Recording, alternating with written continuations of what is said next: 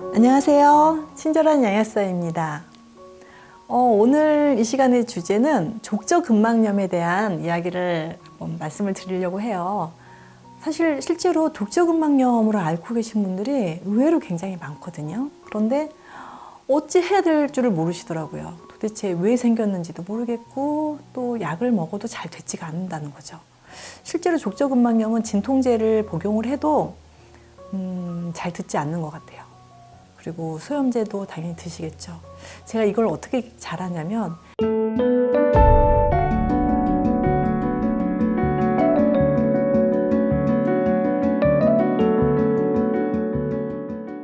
제가 족저근막염으로 사실 굉장히 고생을 많이 했어요.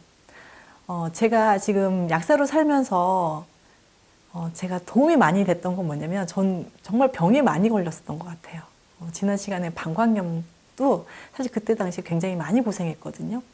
한 번만 먹는 상황이 아니라 너무 오랜 시간 조금 방치하다가 병원을 간 것도 있고 너무 많이 계속 무리를 했던 부분들도 있고 해서 방광염도 고생을 많이 했고 그리고 사실 족저근막염은 너무 고통스러웠어요.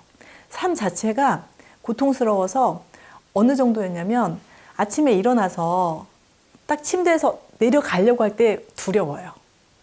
아침에 첫 발을 딛는 게 가장 아프거든요. 족저근막염 환자분들이. 그동안 자는 동안 이 발바닥 약간 이렇게 뭐랄까요, 안 쓰고 있다가 갑자기 딱 발을 내딛으면 너무 아프고, 그래서 욕실에 가서 양치를 한다거나 세수를 하는 일이 괴로웠었어요.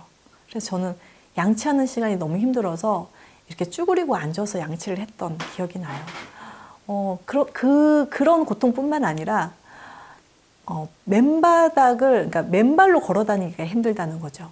그래서 집안에 곳곳에 이렇게 쿠션이 아주 많은 그런 그 슬리퍼 같은 거를 여기저기다 놔뒀어요. 왜냐면 한 발자국도 걸어가는 게 항상 힘이 드니까 어떻게 하다 보면 슬리퍼 저쪽에 있는데 제가 저기까지 신고 나가려면 힘드니까 여기저기에다 슬리퍼가 막 널브러져 있고, 슬리퍼도 좋다는 거 이것 써보고 이것보다 여기 좋은 거 같으면 또 그거 사고 해서 막 슬리퍼가 종류가 굉장히 많을 정도로 제가 그 쿠션에 대한 슬리퍼, 그리고 신발도 오죽했겠습니까. 뭐 밑에다 그 깔창 그거 푹신한 거, 뭐 라텍스 깔창부터 해가지고 이것저것 많이 다니면서, 뭐 서울에서 코엑스에서 그런 의료 박람회, 의료 기구 박람회 이런 데 가면은 이제 발 아프신 분들 신발도 막 팔고 그러거든요.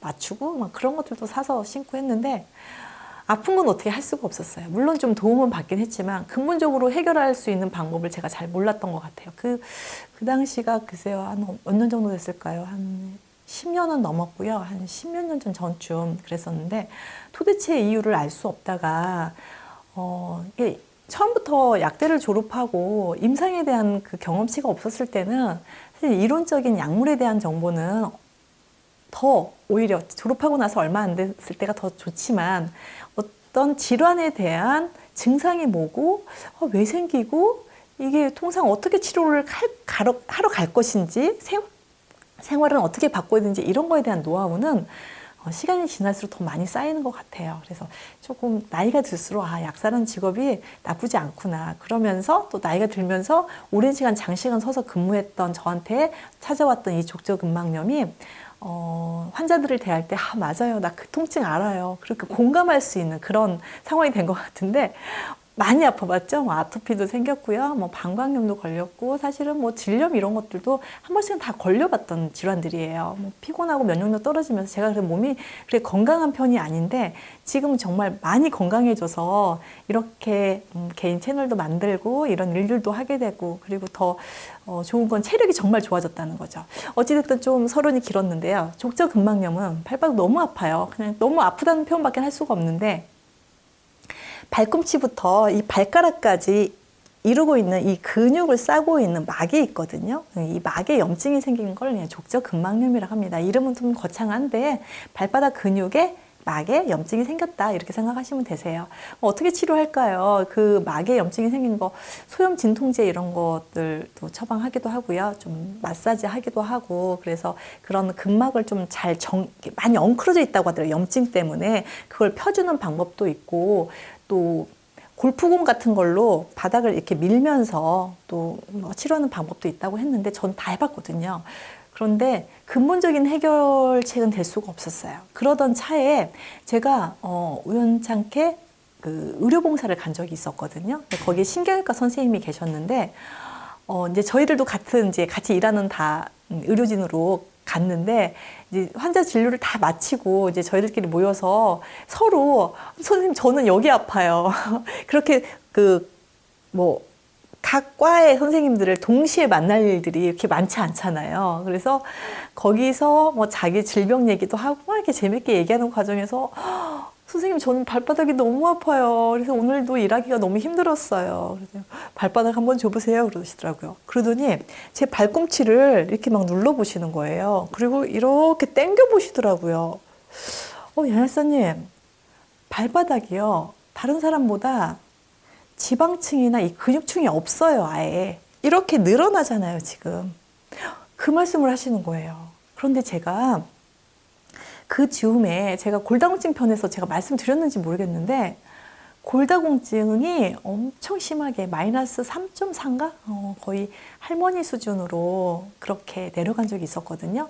그러니까 아이를 출산을 하고 밥을 잘 먹지를 못했어요. 그리고 모유를 먹이고 하는 과정에서 그렇게 골다공증이 심화되는지를 모르고 살다가 설마 30대에 뭐 골다공증이 심할 수 있겠느냐. 저도 그렇게 생각을 했었고 그런데 너무 이제 발바닥도 아프고 뭐 이러니까 사실 골다공증 검사를 한 거죠. 근데 골다공증이 되게 심하게 돼 있었는데 골다공증이 심하다고 해서 발바닥에 족저근막염이 생기는 건 아니잖아요. 그래서 그거랑 이렇게 연결을 잘 시키지는 못했는데 30대 때 골다공증이 생길 정도면 제 근육량은 어떻겠어요?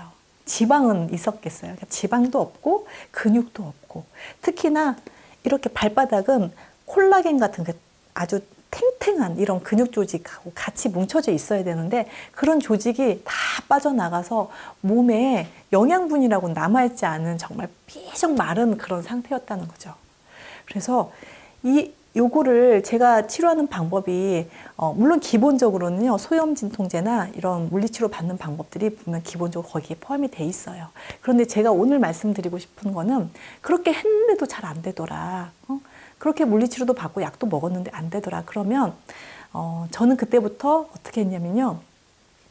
골다공증 치료를 위해서도 그렇고 족저근막염을 위해서 콜라겐과 미네랄을 꾸준하게 먹었어요. 거기에 족저근막염이라고 하는 건 사실은 염증을 동반하는 거기 때문에 세균성 염증이 아니죠. 지난 시간에 방광염과 같은 개념이 전혀 아닙니다. 근육 내에서 생기는 염증. 우리 말로는 사실 염증이라는 표현 똑같은 표현인데 방광염 같은 세균 감염은 인펙션이라고 하죠. 인펙션. 감염이 돼서 생긴 염증이고요. 이건 인플라메이션이라고 조직 내에서 그냥 생기는 염증입니다. 그래서 족저근막염은 인플라메이션이거든요. 그렇기 때문에 좀 고단위의 고순도의 그 오메가3가 거기에 필요하겠죠. 그래서 저는 실제로 콜라겐과 그 미네랄 오메가3를 충분히 먹고 사실 골다공증이 정상적으로 수치에 올라갔어요.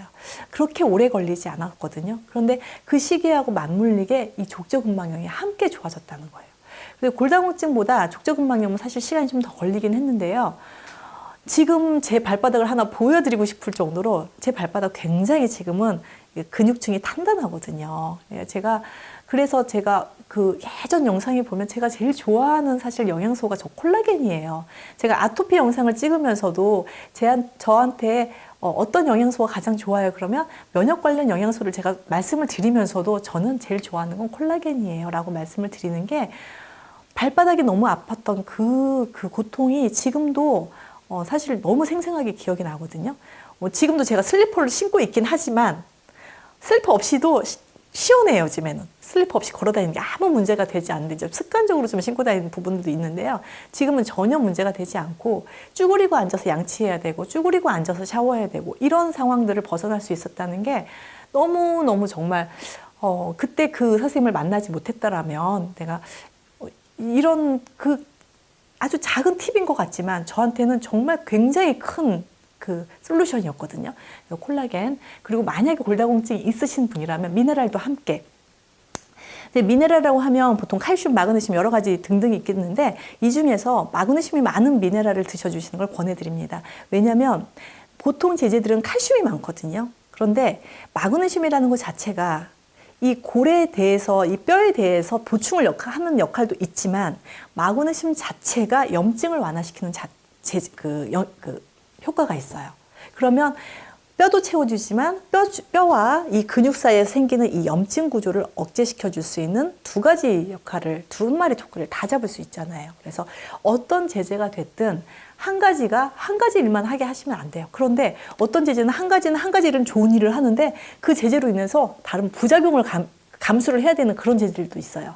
그런데 그런 게 아니라 한 가지가 요것도 하면서 더불어서 잇몸도 건강해지고 이렇게 가는 제재들을 선택하신다면 발바닥이 두꺼워지고 그리고 탄탄해지면서 잇몸도 단단해지고 뼈도 단단해지는 이런 동시 효과를 함께 누릴 수 있는 제재가 사실은 콜라겐과 미네랄, 오메가3 세 번째 이렇게 말씀드릴 수가 있겠습니다. 제가 잇몸 질환 영양소에서도 디스크 영양소에서도 관절염 영양소에서도 잘 말씀드렸던 공통 분모예요. 네, 공통 분모가 이 뼈와 근육 사이에 항상 존재하는 영양소, 이걸 얼마나 잘 챙겨 드시냐가 족저근막염을 좀 예방하고 또 치료에 도움이 될 수 있는 영양소로 적극적으로 추천해 드리고 싶습니다. 저처럼 많이 고생하셨던 족저근막염 환자분들 그냥 꼭 치료된다 이런 딱 목표의식을 갖지 않더라도 두루두루 우리 몸에서 필요한 영양소니까 챙겨서 드셔보시면서 조금 정말 족저근막에서 벗어날 수 있는 그런 탈출할 수 있는 계기가 되셨으면 좋겠습니다. 오늘 이 시간도 유익한 시간 되셨나 모르겠습니다. 여기서 마치도록 하겠습니다. 고맙습니다.